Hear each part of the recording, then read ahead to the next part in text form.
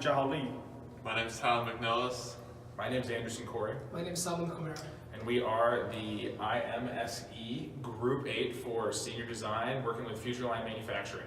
Futureline Manufacturing is a truck part manufacturer located in Cedar Rapids, Iowa. They produce American-made customizable aluminum and steel truck equipment, accessory, and bodies. The project is focused on one product called Class 8 aluminum dump body, which was recently overhauled. The objective we achieved in this project is we increased 50% in welding efficiency in the final assembly overhead welding cell. We decreased 49% in operators' working waste, which 22% decreased from the shadow board and 27% decreased from the use of parts cards. We also established standard operating procedure within final assembly overhead welding cell.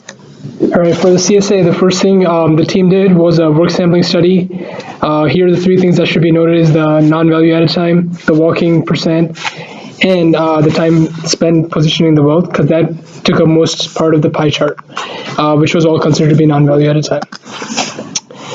For the workplace organization analysis, the main concerns were a lack of tools, the tool sharing were occurring, build parts were being held at a central location, and the forklift utilization. So as solutions, we thought having a shadow board for the tools, having a build parts card at each station, and also carrying reasonable weights, carrying objects with reasonable weights on the forklifts just for safety concerns. And for the welding time study, it could be seen that 47% of the time was value added and 52% was non-value added. For the dump body itself, which contained 154 total feet of in-position seam welds, and using a 13.8 inches per minute welding rate, the total time it took for the in-position seam welds on the dump body was 2.233 hours. All right, so what we actually created for Futureline Manufacturing was an overhead welding cell. This cell, as you can see, is on a rail system and it drops down. Being that a dump body is such a large thing, the company employees struggled to spend a lot of time value-added welding because it's so big, whether they be on creeper carts, ladders, or anything like this.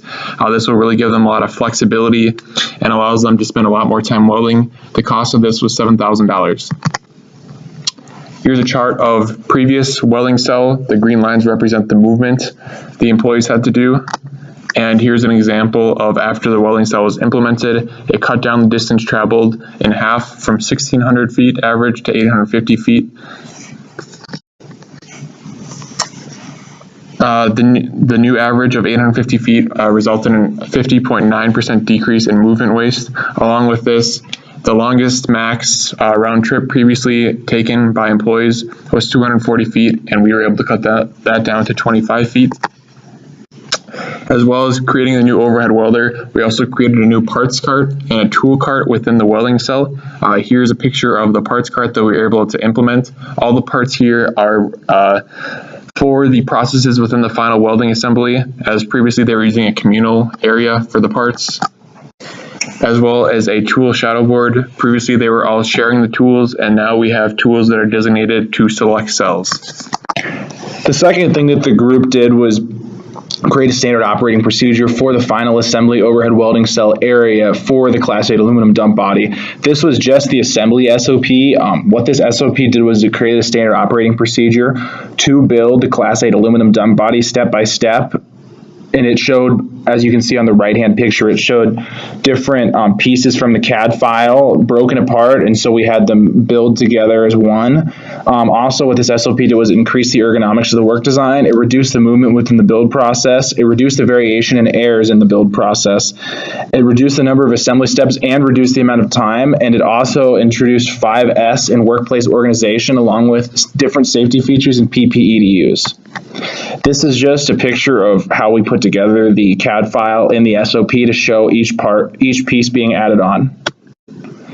The ROI for this project came out to be, for the parts station, it added $32,700 worth of value. For the tool cart, it added $26,500 worth of value.